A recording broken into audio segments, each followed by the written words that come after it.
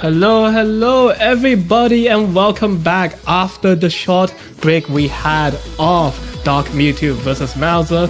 We're back yet again with another match. This time we will be having LS Astal versus Jose XD. I'm back again, Adam Ackerville, to commentate another round, but this time Sunny decided to take a break. So I'm joined by none other, the man himself who took a 1 hour break. The one and only Epic Man! Way! Alright, yeah, just definitely builds quite the suspense here, but yeah, we're back again. We've got another match. Both of these players have made it out of the qualifiers, and both these players have set some impressive scores all around. Astal having the higher end of the stick and is looking to at least maintain a position in the winners bracket, but Joe's is also looking to combat that by all means necessary. This is going to be a close match, or at least it's definitely going to be interesting, that's for sure. Yeah, judging from the seeding as we see here, LS Astal across the board is pretty consistent in everything except for stage 7. But, you know, the seeding, of course, doesn't really matter too much in my book. Jose is slightly lower in terms of stage 7. Seems to be, he may be, you know, avoiding the release type of chart and go for those kind of maps that is like stage 7, which is, well, density. So, without further ado, let's go into the ban, protect, picks, and all that. They actually have started right before we change the screen. So, we will be having Jose's protect on wildcard 1 and Astal's protect on the Earth, which is technical 2.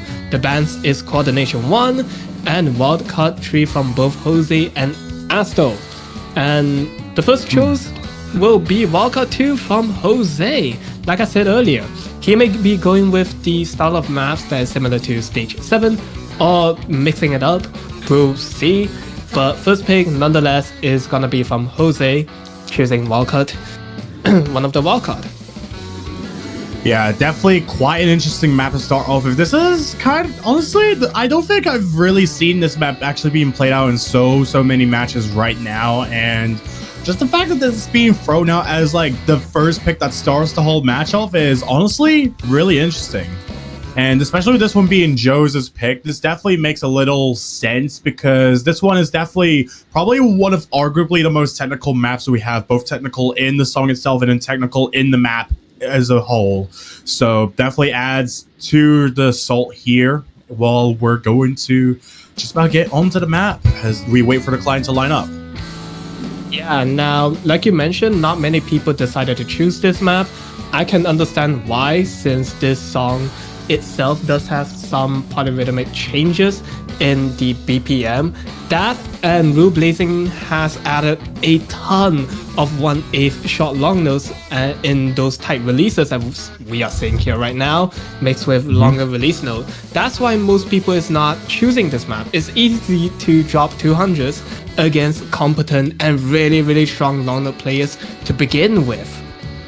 Absolutely, and this one being relatively old of a map as well. This had, I believe I recall this map being first made back in 2019 or so. So just about when the first iteration of this tournament was even happening to begin with. So definitely does spell a bit about the type of expectation you would probably have for this map, and that, well, we can at least have this type of stuff in today's standards. It's just that it's really less expected, basically, just knowing majority of the tournaments and how their standards are really. But so far so good. Astal does have the advantage going off of quite a plethora of misjudgments that Joe's has been taking. Yeah, Joe's did drop a few 200 at the first half, like we see just now, while Astal is still holding onto the 99.83% with the slight accuracy margin on her lead, but it's not too big of a lead to the point it's comfortable yet, as we are still having more of those, like I said, 1/8 long note type releases getting in more and more as we enter the second half of the map, shortly entering the last quarter as well. So, but Jose did find a drop on the long notes. Slight mishap from the early release right there with the finger control independency, while Astal is just running away right now, while Jules is catching back up on the 400 combo, giving the score lead more towards Astal right now. Yeah, exactly. And this is why I feel like this map is kind of a little risky to start the map off with, because it is established that Astal is very well rounded when it comes to the fields of LN, especially when it comes to at least treading across the weight across the sand. And even then, Joe's kind of not having the same exact foundation as Astal has here. It kind of goes to show that like these kinds of maps are really risky to like throw out at the start of the match. This is like the type of map that personally I would have felt like seeing like late into the match, where it's really necessary to start taking risks. But that aside, that's going to be the introductory point going to Astal 994K. And Joe's doing a really good job at being able to combat that as well, even despite getting so much more misjudgments and all that, and losing the ratio battle by quite a hefty amount. It's now just time to move on to some of the more straightforward maps, so to say. So Coordination 3 is going to be the one that gets to pick next. Yeah, we will be having Coordination 3, in my opinion, the more unorthodox release map compared to, for example, Coordination 1, where it's more on the simultaneous triple note release that we get. This one is the Mysterian Special, the unorthodox change of snap in the release you get at the beginning and at the end when holding and releasing. This is more on the finger independency control on when to press properly, with the slight off change of the offset that is mapped with the snapping that they are given. Yeah, exactly. And you get to see this in a very good portion of Mysterious maps from what I know, especially having gotten to know him as a mapper for Lord knows how long. Wow. Definitely like quite the veteran when it comes to LN mapping, and especially with the fact that he also was just about close to winning in the second iteration of this tournament as well, quite a few years back. So that aside, that is enough. I don't know. Nostalgia basing, I guess. We can continue talking about that. He did start mapping ever since, if I'm not wrong, 2019 up until now. He's been around for a long time, despite not playing anymore. He's still working relentlessly for us, tournament community in general, a better mapping side, and so on and so forth, providing us the maps and opportunity to use. But as I was saying, that Jules did find a miss just right before the first chorus starts. As right into the key IV start, he will slowly go up into the 400 combo mark. But there is a pretty big lead in terms of accuracy and combo as well going into Astal. Yeah, absolutely. And even then, that miss from Joe's is going to really bring the lead over to the side of Astal, going to allow it to sustain for quite a good while going into the back of the chart. There's still a lot that this map has to offer really on the silver platter. So I feel like there can be opportunities for Astal to be able to find some drops as well, reciprocating exactly what happened with Joe's earlier. But at the same time, I can't really bank on it, knowing how consistent Astal has been just throughout this map and also the previous map as well, really. Yeah, seems about right. As we are slowly, going into the second chorus, well, right before the solo, of course, into the ending chorus, Astal still has a pretty comfortable lead in terms of accuracy, slightly beyond 10,000 points lead as well. Jules really needs to find the accuracy back up in this last half. Like just now when Dark Mewtwo was playing this, he did find a few misses here and there due to change of BPM and how it was mapped. But it seems like it took another victim this time around as well, as Jules pound another miss before the second chorus comes in. Second victim to the pre-second chorus, as we see. Yeah, this next miss from Joe's is definitely going to pretty much be the spelling factor for their turmoil going into this map. It's already like too far into the whole map to be able to at least allow for any kind of lead to be given, and now it's looking to be in about 20,000 points of favor to Astal here. So going to take that next point as well, starting out with that break point as well. This is now going to be Joe's turn to pick next to be able to decide what is going to be the better option to look into for the future of the match, because there's still quite a lot of options on the board. We have seen the fight be a lot better when it came to the second wild card map, so I would not be surprised if we went into something that's a little more technical, knowing that they also protected Tech 2. Actually, no, that wasn't him. Either maybe the density, hopefully, since we did see stage 7, he is about more or less on par with Astal in that aspect, but we'll have to see what he will be choosing, as currently it's 2-0 to Astal sides. Astal was able to take the first breakpoint from him, and we'll be getting wildcard 1, the jazz music. Yo! Let's go. Okay, interesting map. Let's get some jazz in the mood, shall we? This is exactly what I would literally say to someone when I'm literally awesome them out or something. I don't know. Anyways, Actually, yeah. What are you doing for the past few hours commentary? And your mind is just jazz. That's it. Mayhaps. Or maybe it's just ramen, because I ate that. Who knows? True. I mean, Yeah. It fits the setting. You have to eat ramen, as, you know, this tournament is the long note tournament. If you're eating rice, I think you're in the wrong place. Well, yeah, that stuff should be saved for later, especially since, redacted, so... But that's Yeah. we can move on to the match itself.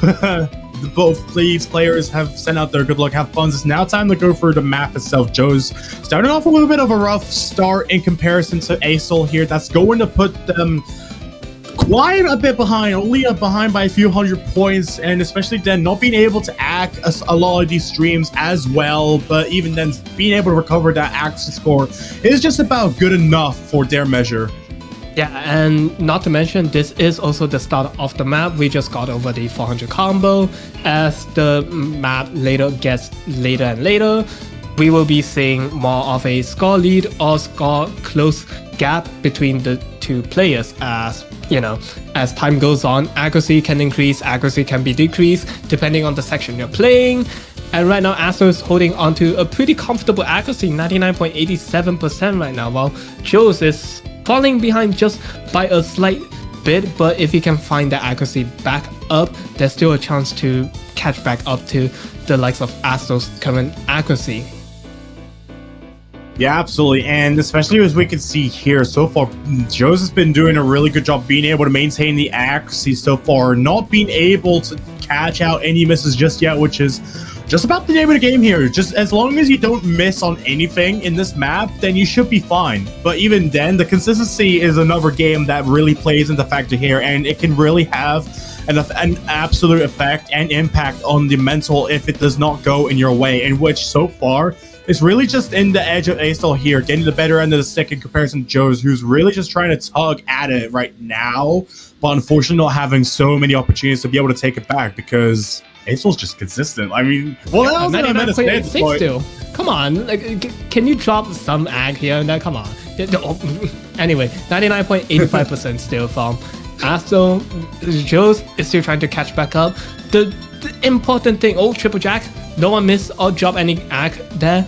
The important thing about early game tournament in general is that you need to have the mental fortitude of that being really consistent to hopefully not drop, and also have the accuracy to back it up, because it's always in the early round that anything can happen. High seed or top seed versus the lower ends of the seeding, it really doesn't matter until the very late game, where your skill actually starts to, falter, or maybe gets more laid back.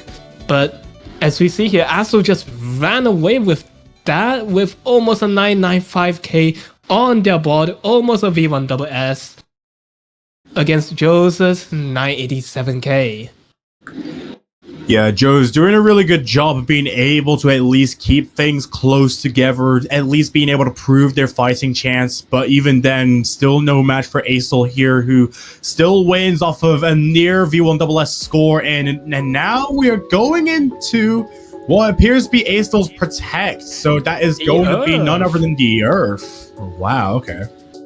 You know what, before this map starts, I want to give a funny backstory. So if I am not wrong about I think a year ago, Imperial actually sent me this map or showed me this map that he's working on. And Yeah. back then, he actually implemented SV in one section or something. And the instant when I watched the Run of 64 map pool showcase is when I saw this map, I thought to myself, Imperial, you little piece of work. Because he showed me this. He showed me this on purpose about a year ago. I didn't know this was gonna be used, so this was a shocker.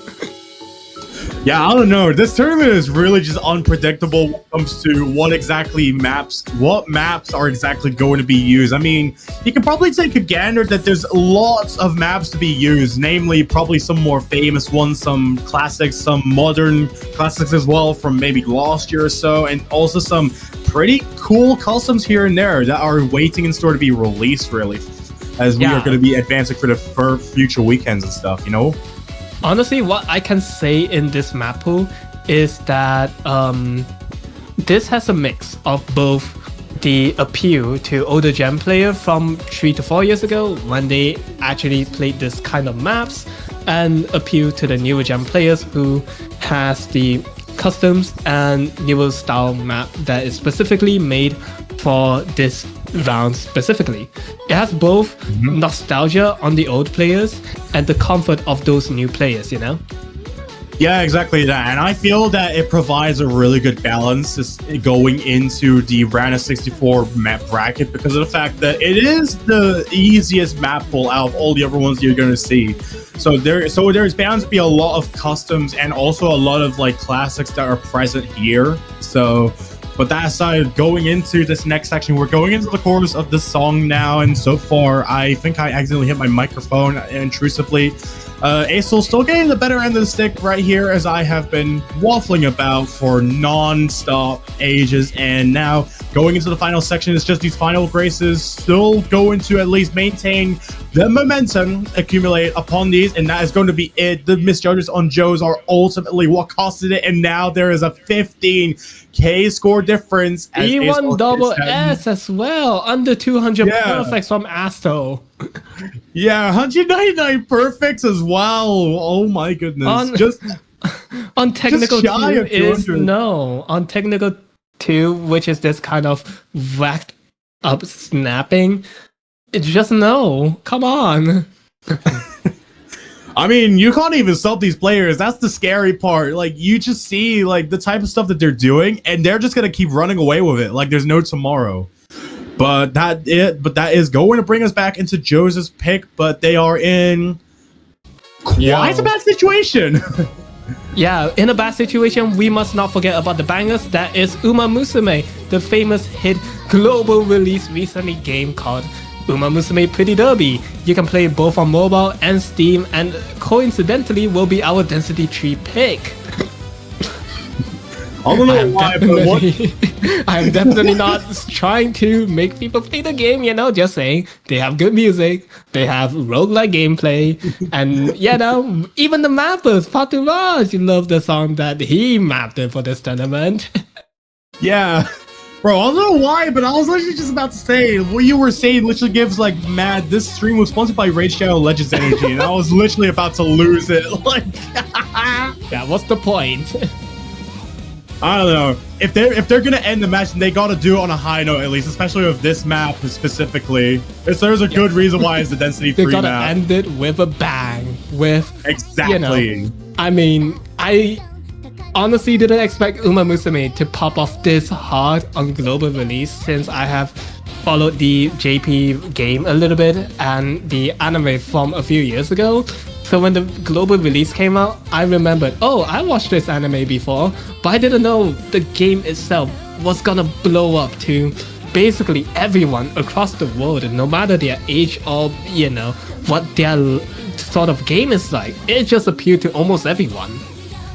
Yeah, exactly. I think that's just the most special thing about this game in general, because I do recall that I've heard about it in certain places like a few years back on some online websites where, I don't know, I saw like fan art of some of the characters in the game, and then just seeing it get some really mainstream exposure going into this year is actually kind of insane. But that aside, maybe too much. yeah, I mean, I don't know. It's either you just take it or leave it, really. But that aside, we can the only final core of the map, and Astal has some tremendous accuracy, going 5,000 points or so of a difference that is in her favor. I feel like it's already too late to turn the wheel. Yeah, exactly. I think it's too late as we are entering the last end. This is the shortest density as well. Astal closing this map off with a 99.90%.